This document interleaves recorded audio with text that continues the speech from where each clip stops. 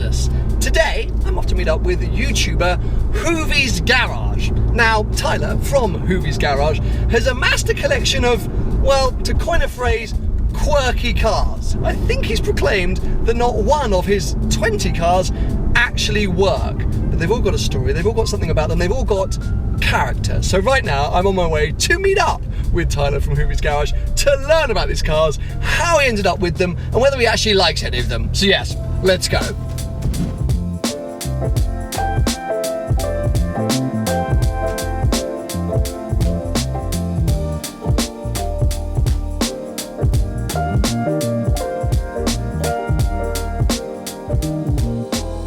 Hi, I'm Tyler, and this is Hoovies Garage. You've gone way downhill here, going from Magnus Walker to Stradman to here, but you're here in Wichita, Kansas, and come take a look at the Hoopty fleet.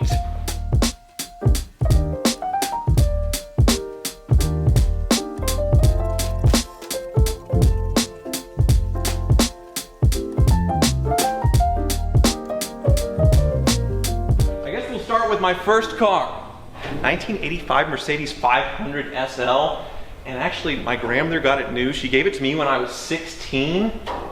I didn't mean for it to shake that much. That's a little scary now. But it's the fastest production Mercedes in 1985. My dad actually ordered it wanting to drive it himself. He was in his early 20s at the time.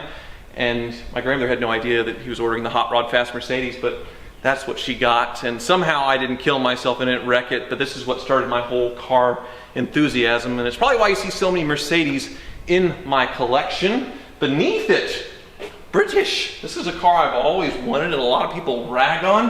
1998 Aston Martin DB7. I said Aston right and I'm American, isn't that great? What I love about this car is how serviceable it is. It's a Jaguar supercharged inline six. I just love how I can pretty much handle the repairs with this car myself, and it's still a manual rear-wheel drive, proper straight six like an old school British car, but it's modern enough to still be practical, and of course it's beautiful. This design is pretty iconic. It's what started a whole generation of Aston Martin, and it's British racing green. It's green. What's next to it couldn't be any more different. A 66 Imperial Crown. A lot of people would say it's a Chrysler, but actually back in the day Imperial was its own brand, and this thing is huge. It's about the size of a Ford Expedition. It's giant. It has a 440 V8, a big block. I love these cars because it doesn't drive like a normal 70s land yacht or 60s land yacht where it's all floaty. It's actually so solid because of the I-beam, kind of the X structure, that it's actually a really solid feeling car despite its size and being a convertible. And I actually bought this right after I did Jay Leno's Garage TV show. He has a couple of Imperials and I had one just like this in the past. And I had to sell it because my car dealership was failing and I needed to sell my personal cars to make money. I was a really bad car dealer. I was kind of like a drug dealer doing too much of his own stuff because I wanted to keep everything. So it wasn't a good fit for me. But after doing Jay Leno's Garage show, I saw this thing for sale. I told Jay about it. He's like, oh yeah, you gotta buy it. So of course I have this memento from that crazy occasion. Above it is the cheapest Maserati Quattroporte in the USA that was running and driving with the good transmission, not the flappy paddle one.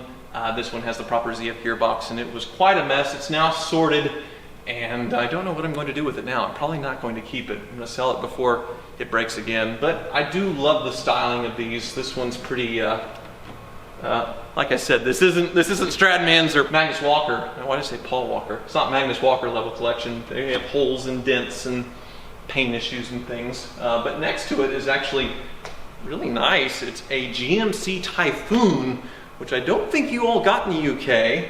I watched a review of Jeremy Clarkson doing the Cyclone with the pickup truck, like back when it was new, but this thing was faster than, say, Ferraris and Lamborghinis back in the day. It's a turbocharged 4.3 liter V6 and it's all-wheel drive, and launching it, when you power brake it and get the boost up, it feels almost like Porsche launch control. It's so crazy fast, it kind of loses that a little bit as you get going once you get up to speed, but that 0 to 60, that jump off the line, is really impressive, and it's a teal SUV, and it leaks, which is probably not a good idea to have it up in the air, especially above this, which is my nicest car, a 2004 Lamborghini Gallardo with the manual transmission, which I bought recently, and I mean, And if you look at it from like a YouTube standpoint, I shouldn't have bought it because it's the village bicycle of YouTubers. Everybody has one, but I always wanted it. It's the last Lamborghini with the manual transmission, and I always love the way these things look and drive, and all my cars are broken and problems and make me mad, and this thing, it's just nice. It only has 4,000 miles on it, and it's just something that I can enjoy and really not have to worry about. It's kind of a treat to myself. I just like it. So moving on back to hoopties. Well, this one really isn't a hoopty. It's a 90 Mazda Miata or MX5. Do you call them Miata there? MX5. MX5, yes. And this one only has 32,000 miles on it. It's a 1990, a really early one, and it's optioned with the limited slip diff. I had a lot of Miatas back when I was low on money. They weren't this nice, but they were always just great options for drivers. When I saw this one in just basically pristine original condition, it was still only $5,000, so it wasn't that expensive, and you have a piece of history. I think it's one of the best values out there, for sure. Next to it is not one of the best values out there. It's a 2007 Mercedes E63 wagon, which people covet because of the rarity. I think it's one of 30 or so in this color of E63 wagons. They build them a few hundred a year, I think, these E63 wagons back in this first iteration. And it breaks a lot. I bought it for $13,000, which is cheap, very cheap, but unfortunately it needed a lot of work, and the previous owner, it wasn't his fault because he put a bunch of money into it, and same with the owner before him. They just break a lot, but they do drive nice, and that third row factor with the rear third row, it faces the rear. My daughter really enjoys that, so I guess I'll keep it for a while. Next to it, another broken Mercedes. It's a theme in the garage. 1992 Mercedes 500E, which you have a little special story here because it's a partnership between Porsche and Mercedes that birthed this to life. Porsche wasn't doing very much. They just finished making the 959 and they had an idle factory. So Mercedes said, hey, figure out how to put our big V8 into this, which originally was just a 4-cylinder or inline 6. And they did. They did fender flares, the suspension tuning. And it went back and forth from Mercedes and Porsche, I think half a dozen times for them to make this car a reality. So it's pretty rare. If you don't know what it is, you think it's just some old Mercedes, but it's actually a somewhat valuable car in nice sorted shape. And mine is not in nice sorted shape, so it's not worth all that much, but I like looking at it. Bugged up 2005 Rolls-Royce Phantom. I drive this car as much as I can. It was the cheapest Phantom in the USA at the time, and it's the ultimate land yacht. I love land yachts, as you know, with my Imperial back there, and this is the modern interpretation of it. I think Rolls-Royce is the only people still doing the old school way of building. It just never ends with these lawnmowers. Welcome to Kansas, where this is the second lawn to get mowed today while we've been trying to film. It's basically a modern land yacht from the 50s or 60s with the BMW running gear that is kind of a pain, but man, is it beautiful to look at. So there's a few more outside, and then we could also go up to the Car Wizard and we can see all the cars that are very broken, so broken that they can't stay here if you'd like, but let's go outside. Jeep Gladiator, you saw Stradman's all lifted and Hellcated and all that stuff. This one's still bone stock. I just like it this way. I really wanted a convertible pickup truck, and Jeep's the one that makes it now, so that's why I bought it. It's really fun to drive, but while I was waiting for this to show up, I kind of needed something to haul a lot of stuff because I was moving houses. I recently moved in here, and that's why I bought this. This is the belle of the ball right here, Toyota Previa with the supercharger. So this van, did a Doug DeMuro slip there. This van is mid-engine supercharged rear-wheel drive. So all of the properties of a supercar, but in a minivan. Let me show you this. Oh no. Well, I have it all messed up for the drive-in, but you flip the seat back, pull this away, and the engine is right here. You're literally sitting on the engine with this thing. So that's all that's at the house. There's more broken hoopties if you want to go for a ride. Yeah? Sound good? Can you tell that I'm not from round here? Oh. Like, this is an Englishman in Kansas, really struggling. Yes. And thank God I've worn like a dark-ish t-shirt. Right. Anyway, Tyler, thank you so much for having me down here. No problem. This is awesome. This is the car that I was kind of like most envious of. Like, really? Yeah, like over the last few months, because I'm a massive fan of green cars. Yes. And tan interiors. Yes. And it's a big, powerful Merc. It is. From an era that I kind of just love. It's also a nightmare to own. Well, we're going to get into it. Let's get cracking, let's get driving, let's get the aircon going. Yes, and then we can have a bit of a chat about, you, your channel, and I guess, this car and everything that goes along with it.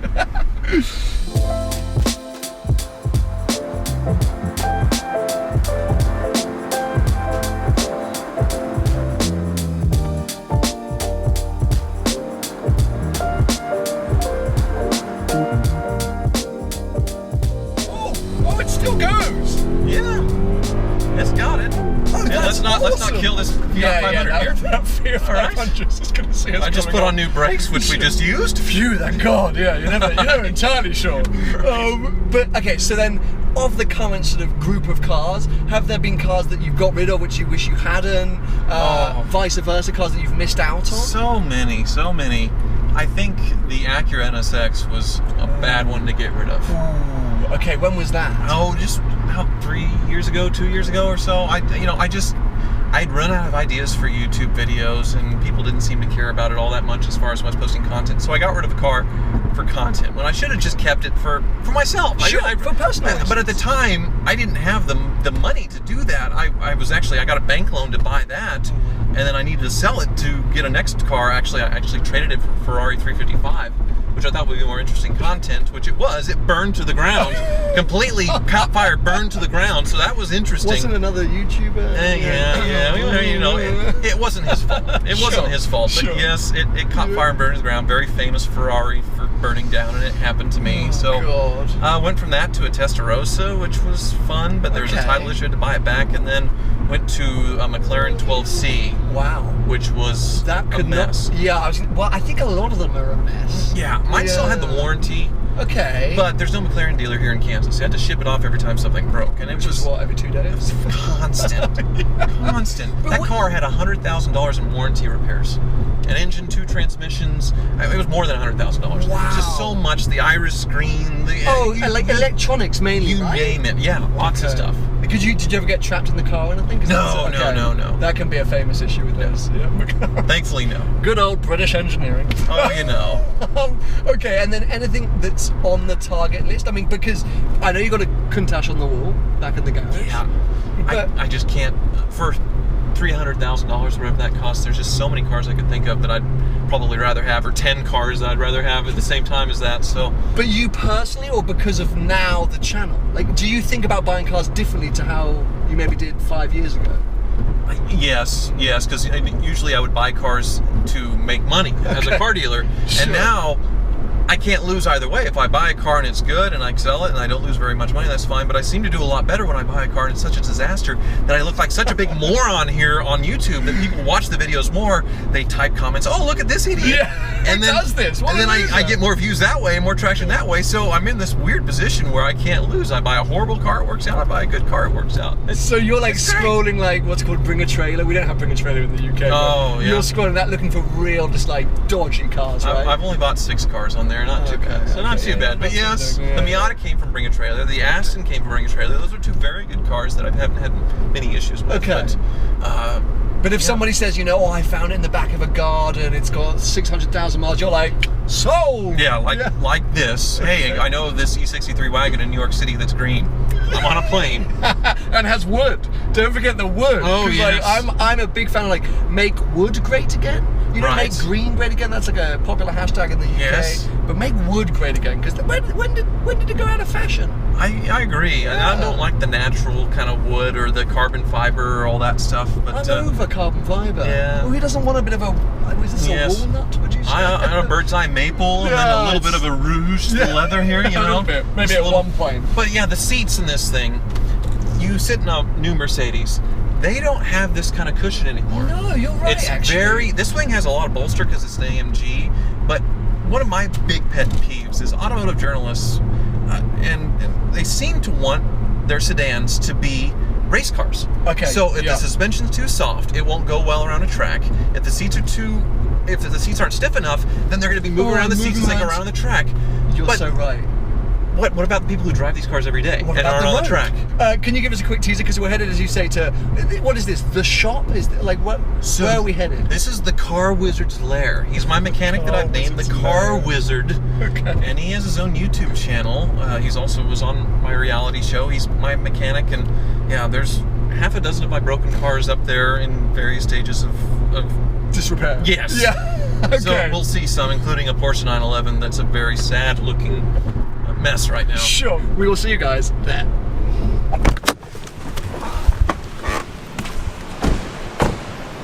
Found our way to the Wizard's lair. This is Car definitely Wizard. a layer. This is David. This is the right Wizard? here. The Car Wizard. Yes. Oh my god, let me free up a hand. Really nice to meet you, Sam. How are you doing? Doing pretty good. Thank you for having me down at the lair. Yes. Take a tour of the Wizard's lair. You are actually working on one of my cars. You're just doing that because you knew we were coming, right? Yeah. No? You're just trying to look busy with my stuff. We got a lot of things going on with your Look stuff. at that. This Hummer H2 tried to kill me the other day, which this isn't a vehicle you want to lose brakes on. Ever, ever, ever. 2003 Hummer H2, it weighs about 9 million pounds. How long have you had this? Oh, for a while. Yeah. And the undercarriage is a little rusty, and one of the brake lines decided to go just explode. I had no brakes. Wow, in a vehicle that's the same size and weight as a house? Yeah, I could have taken out a house or a whole row of houses, but thankfully I was going slow and turning into my neighborhood. Otherwise, it could have been a bad scene. Yeah. This thing needed everything. It barely ran and drove, but I bought it for like $13,000 or $14,000, which is very cheap for a DeLorean. Sure. But, it needed transmission. It needed basically everything head to toe. But the body panels themselves were in pretty good Yes, nick? this is how I got it. Okay. The body and interior on this thing is beautiful, so I did get a pretty good deal, I think. That's great. But it just needed a lot of work from sitting for so long. The doors didn't open, and now they spring right up. So, Hello. yeah. And how many of these cars does Tyler surprise you with that you've never seen before, never worked on before, that you have to figure out? And Several a year. Yeah. Probably 10. Okay, I can only imagine. Yeah. I enjoy it. So this was a major project, but one over here we're right in the middle of. Yeah, this is a bit more up my street. Porsche content. Here you go. All right. Yeah. 911 turbo, which unfortunately the engine themselves of these are pretty bulletproof as far as these Mezger turbocharged engines, and same with the GT3s. But they do have a fatal flaw, and that is the coolant pipes. And basically these coolant pipes were metal on metal kind of glued together, and over time that glue would just release. And it's happened twice in this car. Once with the previous owners we discovered, and they glued it back in. And it happened again with me on the track. And basically it blew all of this contents of coolant onto the track on a track day. Shut down the track for a while. I was the pariah of the track day. And I could have just glued it all back in and been on my way, but we needed to do it right. So yeah. I had to take all the coolant pipe. You can see all the mess of these coolant lines and everything. Just take them all off and then send them off to get basically welded together to where they will never split apart again. But you said your people are sick of Porsches. No, hey, no, they love Porsches. They're just mistaken. The comment section's all like, oh god, another Porsche. So we'll end this very American here. This is my Ford Raptor. That when I bought it for, well, I kind of traded, but basically it was $7,000, which is really cheap for a Ford Raptor. These are famous for the jumping and all this stuff you can do with them. But what I didn't know until I got it is it was formerly owned by the Border Patrol. It had patrolled our southern border in Mexico basically its whole life up until I got it. That's super cool. So now it's been renamed, I can see. Right. So originally the lettering, I could see it back here because they'd taken all the stickers off. They'd taken all this off, and you can see it in the faded paint. It said Border Patrol back here.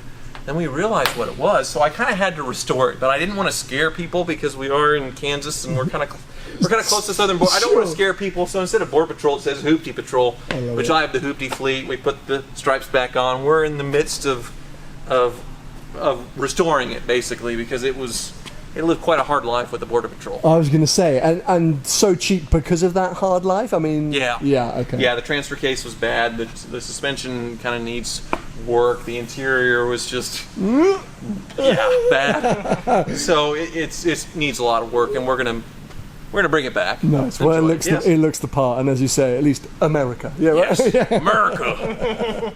What I love is that all of your cars have like something about them. Right. It's not because they're delivery mileage or, you know, super collectors. They mean something to you. And they're very broken. And they're very mean? broken, Yes. yeah. I think we established that every car you own is broken in some way. Very much, yes. Yeah, you've got to challenge that for yourself. But It's overwhelming. thank you for having me down. It's my life. Thank you. Thank you for coming. It's Not an at all. honor. Absolutely, guys. If you haven't ever seen Tyler Chandler, go check it out. Links below, etc., etc. And let me know which of his cars would you like to own the most, despite any of the issues. Give the video a thumbs up if you've enjoyed it, and make sure to subscribe for plenty more videos to come.